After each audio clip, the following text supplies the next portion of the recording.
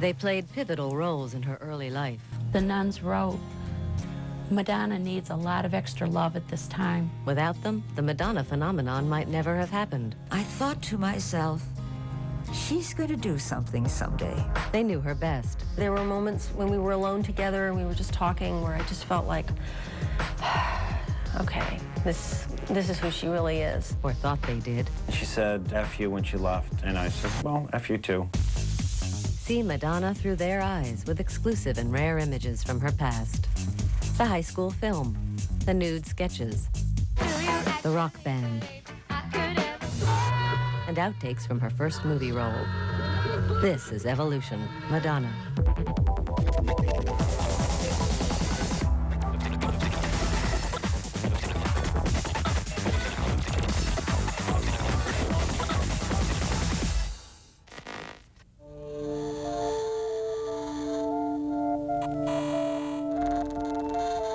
Madonna was born right here in Michigan, born in Bay City, and the family within a few years moved to Pontiac, Michigan, and ultimately to Rochester, where she went through our public schools. When I was very young, nothing really mattered to me. She lost her mother, whose name was Madonna, when she was a child of 5 years old. And this was a traumatic time for the whole family to lose their mother. I'll never be the same because of you. She was in kindergarten Catholic school at the time, and when her records were shipped along to the public schools, the nuns wrote, Madonna needs a lot of extra love at this time. Nothing really matters. Love is all we need. She kind of thought, being the oldest, that she would take her mom's place. You know, do the cooking, the cleaning, kind of take care of the family. And instead, Dad brought home this, quote, other woman. Her father met and married Joan Ciccone. She always resented that woman coming in, kind of the interloper. From every appearance, they had a good relationship. I don't want to say about the evil stepmother. A lot of caring, a lot of mutual trust, respect. Madonna was supposed to go home and babysit Mario on Friday nights. I would call the stepmother and say, all the cheerleaders have to be at these after-game dances and wear their uniforms. We would tell her mom she had to be here as part of the cheerleading requirement so she could be here to dance. It's true. Madonna was actually a great student in school. She's always been driven to please her dad. She was in the top 10% of the range of intelligence. She was really active in a lot of school activities, both in the classroom and in the extracurricular, from helping to found the first chapter of the thespian group to cheerleader, Big Brother Sister program called Help a Kid, where she actually was a mentor for some of the elementary school children.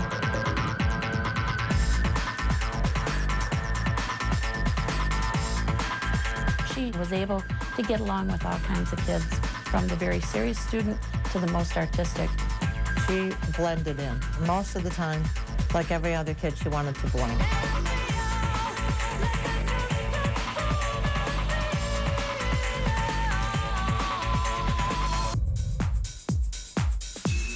Madonna wore flesh-colored tights when she did some of her gymnastic flips and tumbles. It gave the illusion that perhaps nothing was there.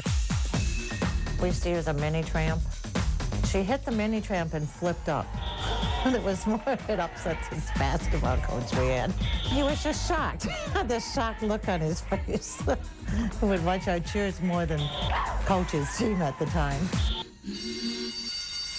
Madonna came into my class as a junior, and she sat right in front of me, and I focused completely on her, and she engaged me, and then later that engagement intensified. Marilyn was kind of like a mother figure and had been through a lot, and she had lost a lot of relatives in Europe, so she kind of identified with the loss that Madonna went through. Madonna took several courses from her in philosophy, ancient history, American history, and unbeknownst to many of us, kept correspondence with her long after she left high school, and they would share very intellectual, thought-provoking, philosophical letters. This is a photograph that she gave to me when she graduated high school. Mrs. Fellows, I cannot begin to tell you how I feel about you. and how I shall always treasure your words of encouragement. Sometimes I think you might explode with so much energy inside of you. I think you're crazy, and I'm madly in love with your craziness, and of course you, Madonna. We had a talent show during her 10th grade year of high school, and Madonna chose to dance. It was our first glimpse of her wearing capris and showing a little midriff, and we were like, okay, what's going to happen now? What did happen was she was a phenomenally great dancer, strutted her stuff, a little risque, but her dance quality in the art took over, and she was the hit of the talent assembly. She used to come in our office. We used to make her dance all the time for us. We'd put on music, and Madonna would give us a little dance recital on the spot.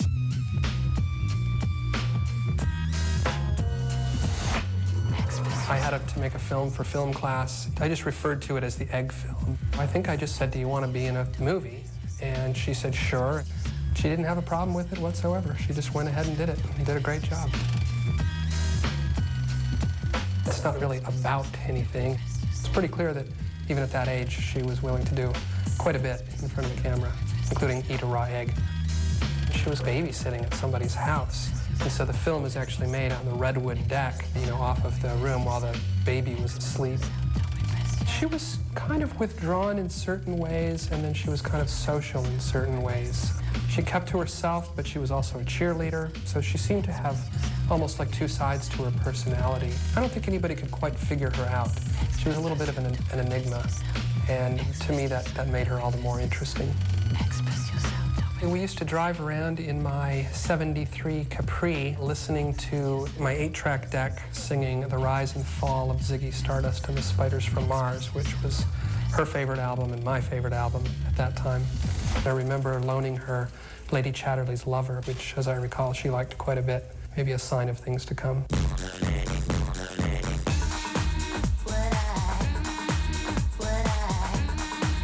What I remember most clearly about her from high school was that she was a better dancer than anyone in our school by far. And when she would start dancing at a school dance, people would just back away and watch her because nobody had ever seen anyone dance quite like that.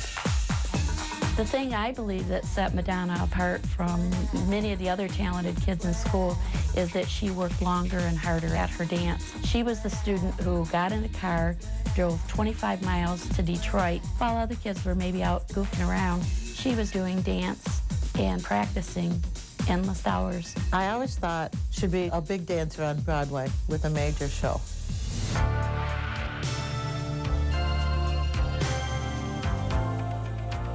Christopher Flynn was Madonna's primary influence during her high school years. He was her dance teacher.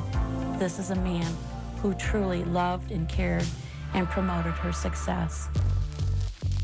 Story has it that Madonna used to go to some of the clubs in Detroit with Christopher Flynn, where she got exposed to a lot of different people, lifestyles, and got to see a variety of dance moves that were street.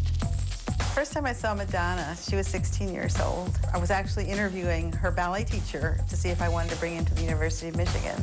So I went out to Rochester to his dance studio, and there were 3 students in the class, and Madonna was one of them. She was so beautiful and so lithe and so small, and her lines were gorgeous. I ended up hiring Christopher Flynn, who she adored. I guess the most memorable visit Madonna made to my office was during her senior year when she was applying for a dance scholarship at University of Michigan. I think Madonna chose University of Michigan and the School of Dance because Christopher Flynn was there, and he gave her great encouragement to follow along and basically sent the message to her, stay with me, I'll help mentor you, I will teach you. I think Madonna's been cultivating her unique image since the day she was born. She has the soul of an artist. It's like she was her own canvas and hyper aware of what people were seeing and feeling about her. Madonna, I think, was always trying to get a reaction out of people.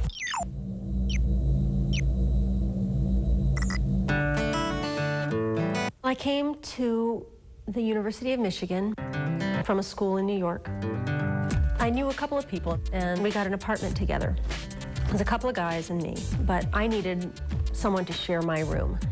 And someone said, oh, there's a girl in the department who is looking for a roommate too. I remember the first time that she came over, she was a little intimidating to me. She had a shirt on that was all cut up, like she had taken scissors and cut it up on purpose. She sat on the couch opposite me and kind of just took over the room. The two guys were like, you know, just like staring, which of course I didn't like at all. We lived in a sort of modern high-rise apartment building called University Towers. She was fun to live with. Once we got to know each other, she could be so sweet and very affectionate, a lot of teasing, a lot of double entendre, a lot of a sense of being allies. She needed an ally.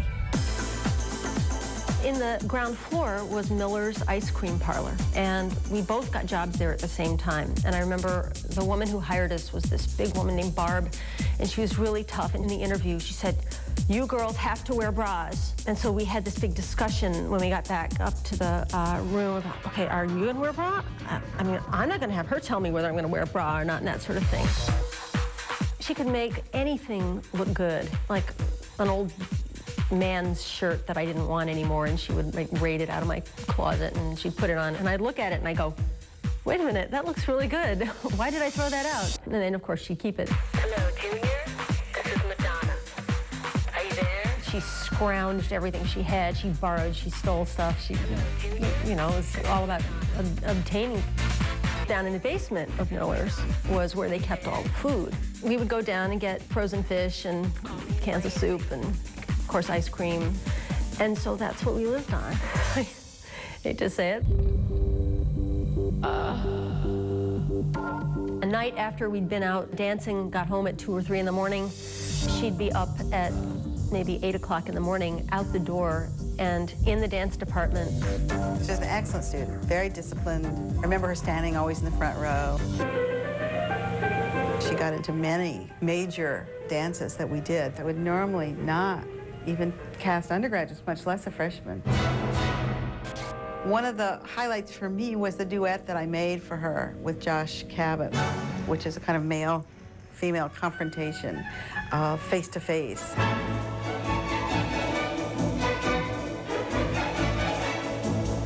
It was sexual. She has to roll on him and be on her hands and confront him. She really, I think, uses all of her power that she had then to do it. She was very, very small. I bet she weighed less than 100 pounds. And so she didn't have a lot of power and strength. There's a softness and actually a vulnerability that's really beautiful that comes out. There's no question in my mind that she would have been a professional dancer if she wanted to have gone that route. I remember going dancing with her and Christopher Flynn. Now, this is not something that I did. The Rubaiyat was the gay bar in town. It was the best place to go dancing. It was the only place to go dancing. That she could go discoing with her teachers as a freshman was kind of a big deal.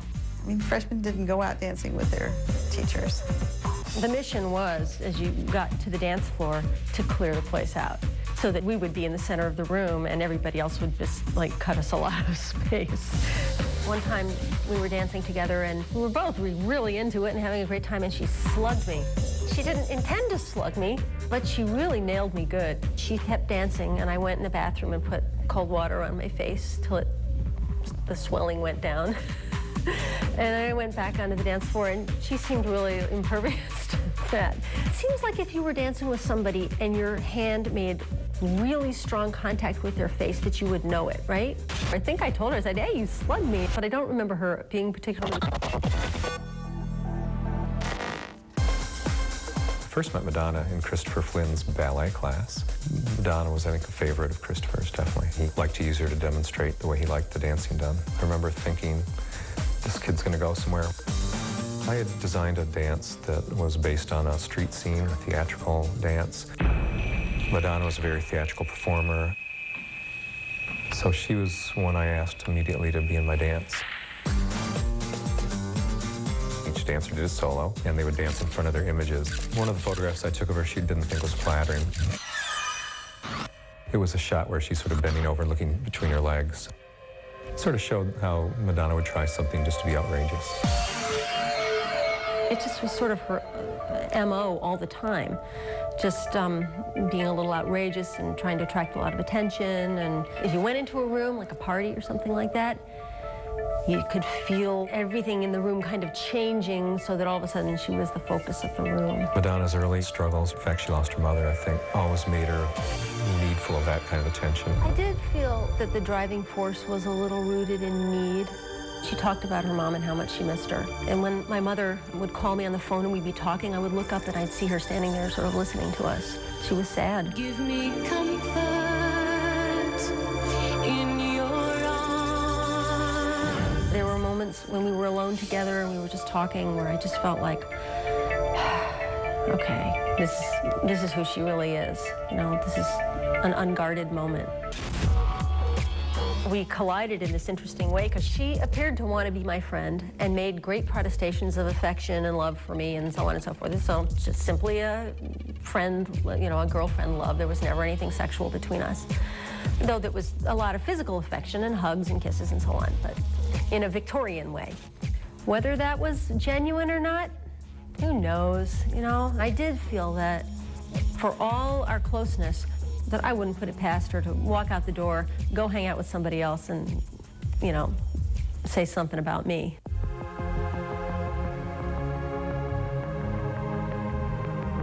My sense of Madonna was that she didn't waste time. She didn't want to spend 4 years getting a degree. Her passion was herself, the project of Madonna. I think she was tired of the preparation work that goes into being a performer, and she wanted to go out and make her mark. She wanted to move on, which we supported. Madonna had decided to go to New York. She was a little nervous, you could tell. The last time I saw her and spoke to her was when we put her on the airplane. She had one foot out the door, I mean, in terms of our friendship. Madonna clearly wanted attention at all times. She had to be noticed, and she made it her business to be noticed all over the world. I don't know that she wanted to be a star as much as she wanted to be a success. But secretly, you'd love to know what it feels like, Virgo. I first encountered Madonna at the University of Michigan at a scholarship audition for the American Dance Festival. We had about 80 dancers, and I saw among the 80 this very thin, dark little girl pushing herself around, working very hard, and I thought, that's interesting, let's take her. Toward the end of the course, she said to me, do you think you're going to need any dancers in New York? I said, Madonna, you've got to go home to Michigan first, and how are you going to get to New York? And how are you going to live there? She said, don't worry. She was young, and she was determined to do it right and well. November rolled around, and I was teaching a class, and the door opened, and there was Madonna. She had come. One day she came in with a sweater cut from the neck all the way down to below the waist. Cut. And a safety pin about a foot long, holding this garment together, but it was dripping off of one shoulder. And I looked at her back, and I thought to myself, she's going to do something someday. She came with, I believe, 1 or 2 other people from Michigan. They found a closed-up synagogue where they were living, and I was worried about her. I got her a job at the Russian tea room in the cloakroom. The arrangement was that they would feed her because I was really worried about how she's going to eat in New York. I had a small group of artists that met in my studio on 29th Street on Thursday evenings. So Madonna came, posed for me for a couple of times there, and from that we worked for about a year together. She was a Lower East Side girl, and her look was that. I was inspired by Michelangelo's Sistine Ceiling. I did a whole series of body drawings. From that, I worked on this idea of doing a series of Sibyls. Strike a pose. She had this extraordinary way of looking different when she moved, changed the direction of her glance. That led into this more complicated painting. It was a back view of a nude. I wrapped the stuff around her head, and it looked like a turban. There was always something very special about her beauty. It's mostly in the eyes, I think. She was very cooperative, but she wouldn't do it for nothing.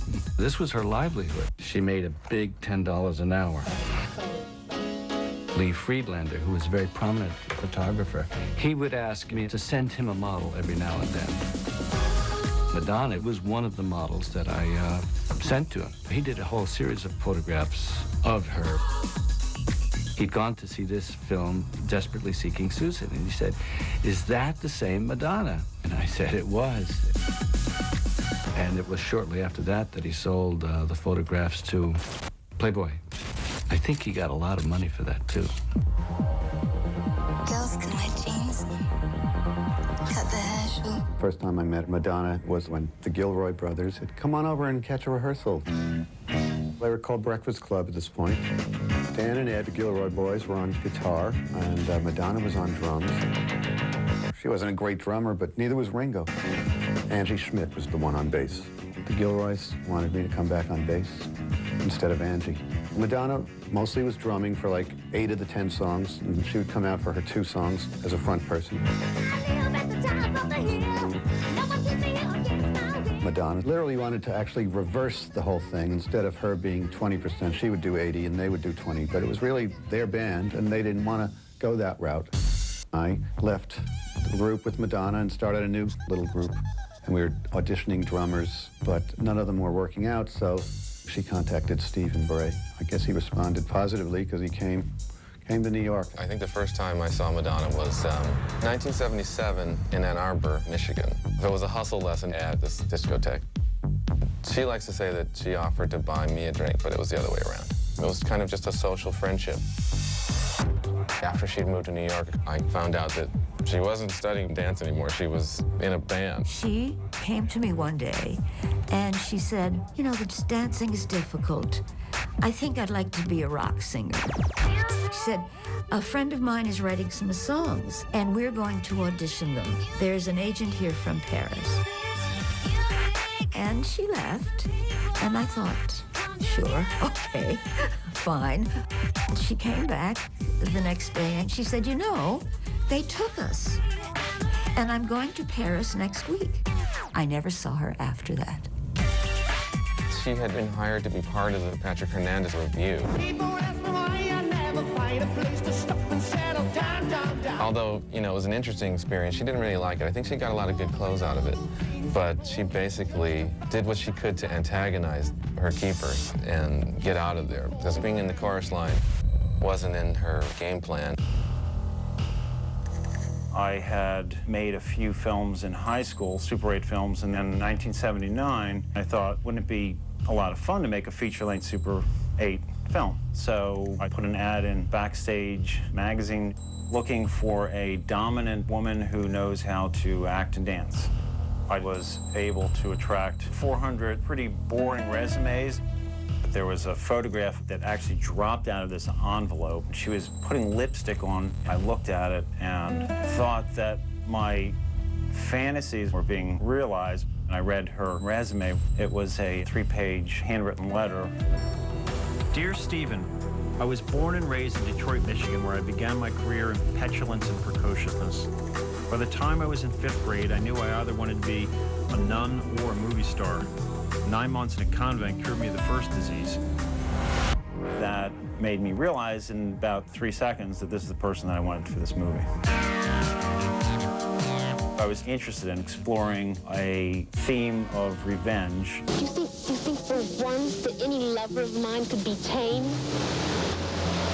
Right now they're like irritated hornets, and they want to sting, and that's why I'm scared.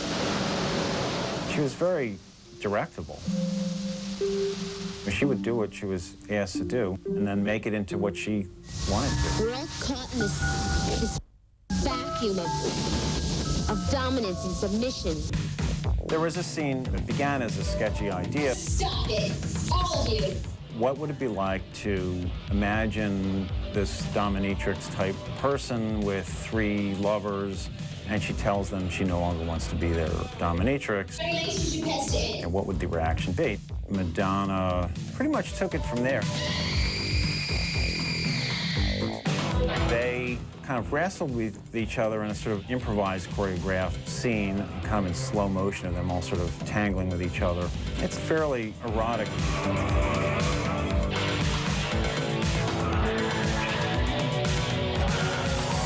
There were moments when things would happen in front of a camera that were just remarkable. The highlight of making the movie was renting a limousine and riding around Times Square with these crazy people, having a lot of fun. She and Angie were really good friends. The skylight was open in the limousine, so the sun was coming down on them. All of a sudden, they just break into this rendition of Let the Sun Shine.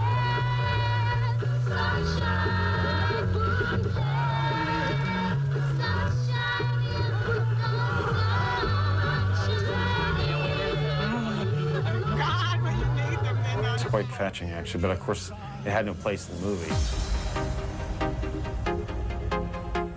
She had to pay her rent one month, and she said she wanted to get paid. There must have been 200 people that were involved in this movie, and the only person that was paid was Madonna. I said, all right, Madonna, if I pay you $100, you need to sign a release. At that time, I hadn't had people sign releases. Again, you have to understand the level of professionalism here. So she signed the release. I finished the movie in 1984. Coincidental with that finishing, Madonna was starting to become famous. I called Madonna up and I said, well, Madonna, I finally finished the film. She came over to my apartment and I enjoyed watching the movie. She was positive. She liked it. But then she said, F you when she left. And I said, well, F you too.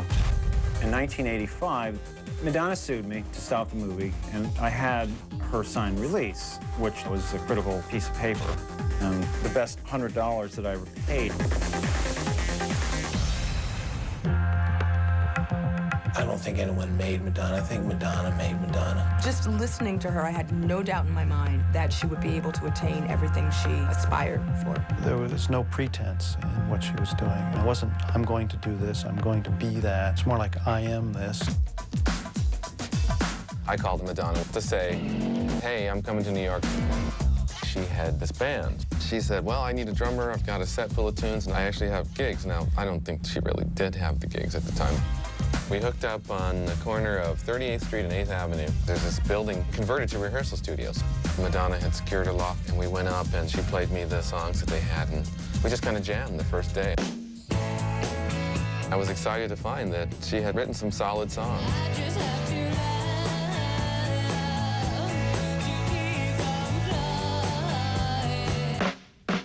It's like, what are we going to call ourselves? Let's just call ourselves Madonna. It's a catchy name. It's kind of rock and roll. But Steve hated that. No, I'm not going to play in a group called Madonna. And she said, well, if we can't call it Madonna, my nickname used to be Emmy, so we'll call it Emmy. Her performance was probably, you'd grade it a 10 for energy and enthusiasm. She belted. She screamed. Shut the up! The differences between the stage persona and who she was off stage, at least around me, was just there was more vulnerability. There was also the softer kind of, you know, I'm not quite sure what to do about this. I never hear her be that way in public.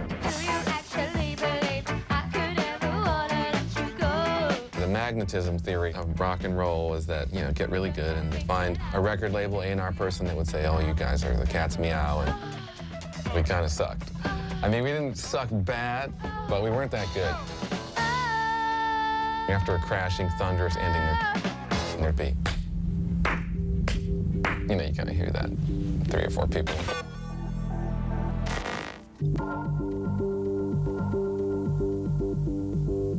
I met Madonna in 1979. I had been working on a film at the time, An Artificial Light, which was about a group of disparate characters. Everybody in the film was essentially themselves. All the people wrote their own parts, and hers was a story about herself, using snippets of her poetry, almost fantasies of her transforming from walking down the street to this highly coiffed rock star. I mean, you get out of bed and you scratch your head, you stroke the cat, but she's got a rest. So you take a bath, you go down the drain, but you're not afraid because you're not insane. She was enjoyable to watch because you knew you were getting the real person, and you weren't getting a veneer she put on.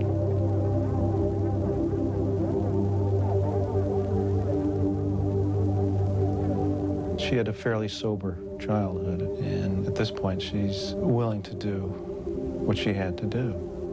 She came up with the line, "I'll do anything for money." I'll do anything for money, because money is my love. Which was sort of the drift of the whole film, in the sense of having to get things done to get to another place. Don't look back. Don't think about what you're doing. Just mix it up.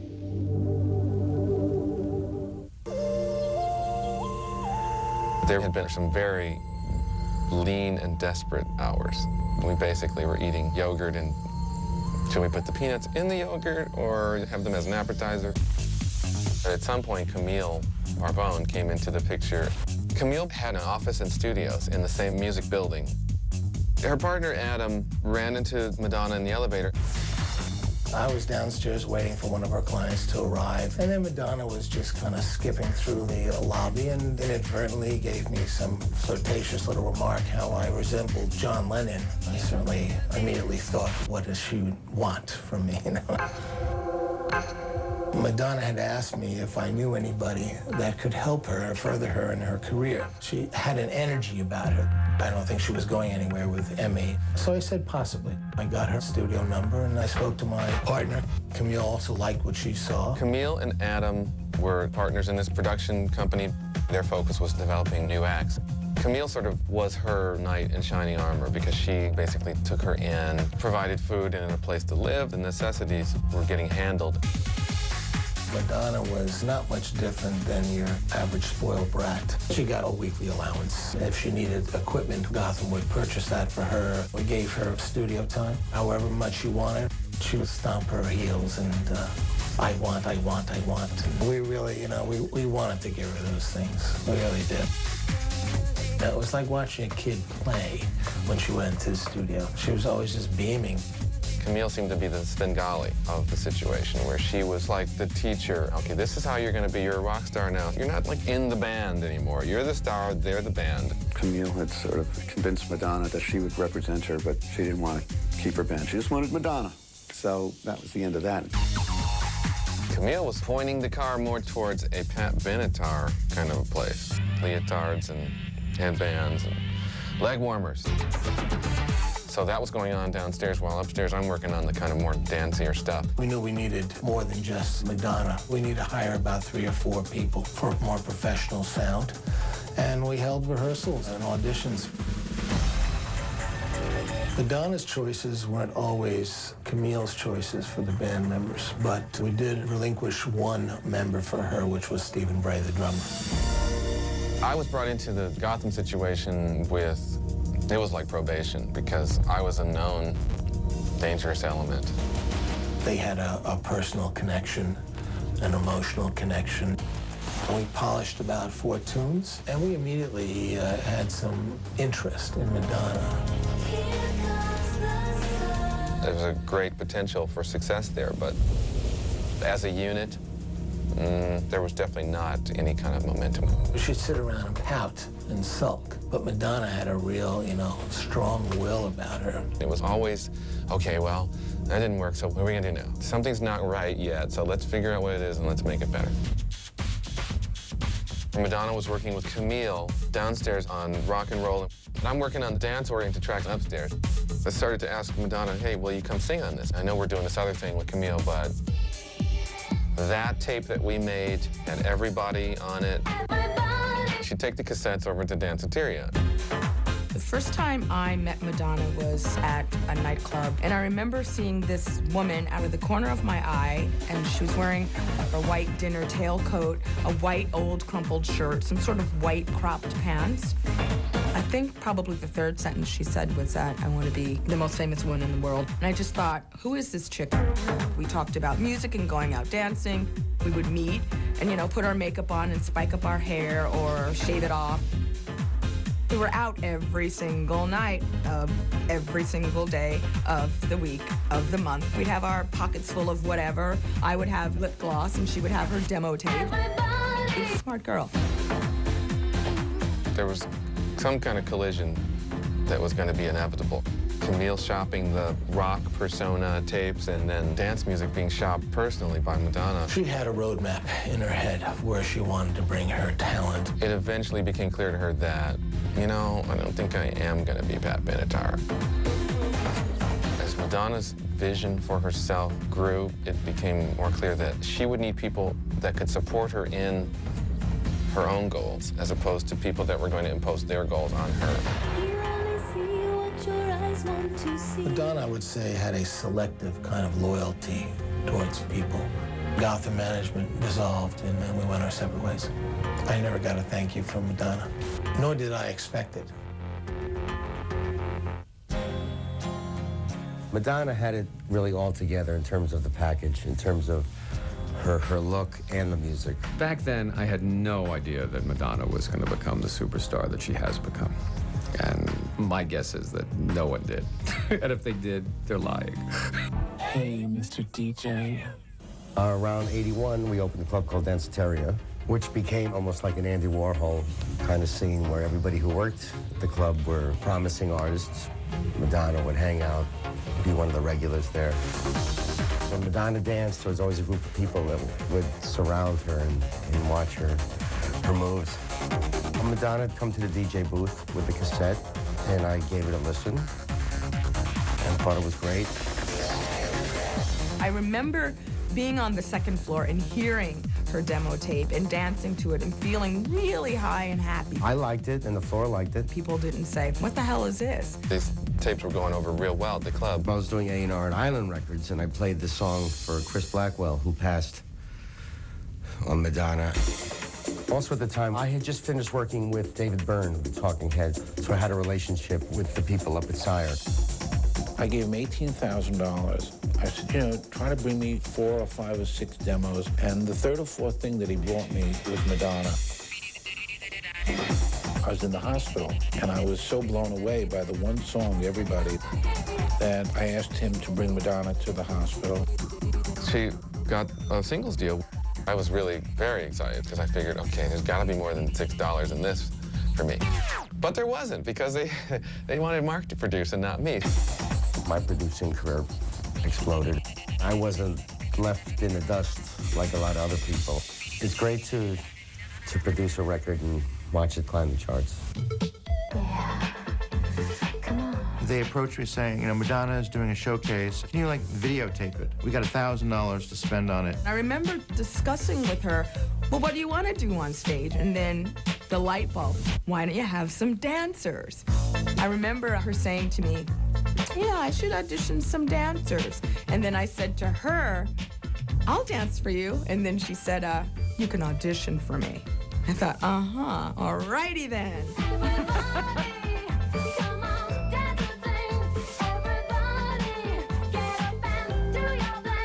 Up until then, Madonna was never shown. Photographs are not released. People thought she was a black singer. I didn't know who Madonna was, other than she was this girl who was singing in some clubs downtown and had a little heat going for her. Hi, Madonna. I'm from Detroit, and I'm 21. I sing my well, I have 24-track songs that I sing live to, so the music sounds a lot like the record. This song that's like out on the radio right now, it's called Everybody, and it's about getting people to dance and lose their inhibitions.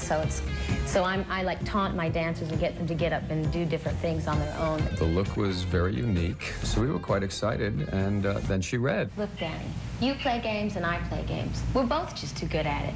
You didn't expect anything real to happen between us, did you? The role that Madonna came in for was to be a love interest girlfriend for the character of Danny. And she was supposed to be a nice, plain, simple, virginal girl next door. So where were you last night? You're supposed to meet me at 7 o'clock. I waited 45 minutes in the library. You did? Man, see what I mean? You asked me out to see how long I'd wait for you and you wouldn't show up. The reading was very stiff, and it just sounded phony. Look, Danny, let's just make like 2 ships that pass the night, okay?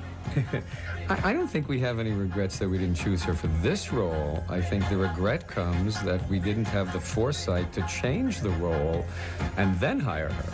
But hey, next. She just really knew that if she wants to get known, we have to get out there and perform. We'd go on these long road trips and do these track dates or television shows. See, we were used to dancing in New York. Once you leave the vortex of New York City, the world kind of is a different place. Here's Madonna and Everybody. Madonna needs an audience, and that was evident. Gonna have to change your mind, gonna leave your troubles behind. Your body gets the notion when your feet can make no motion. Madonna was trying to do fashion, and we were trying to sing and trying to dance and trying to do art. She really wanted to be a solo artist. She really wanted her audience to see who she was. I'm doing what I want to do, all right? And I know you're gonna like it. All right, we're gonna take a holiday.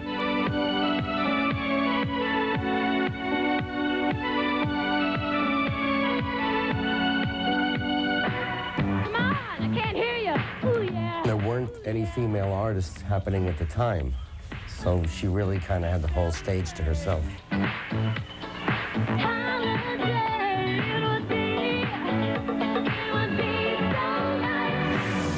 I knew after Holiday that Madonna was ready to rule the planet. She wouldn't have become a star if she didn't always want to become a star. If she hadn't been a beautiful woman, this probably wouldn't have happened. The person that I knew in 1977 now has control of the planet. Maybe she'll write a book and tell us the secret to her success. And then do a movie. All this wonderful talent, all she was really searching for the whole time was recognition, love, just like we all are. Probably that's the real reward for this whole journey for her.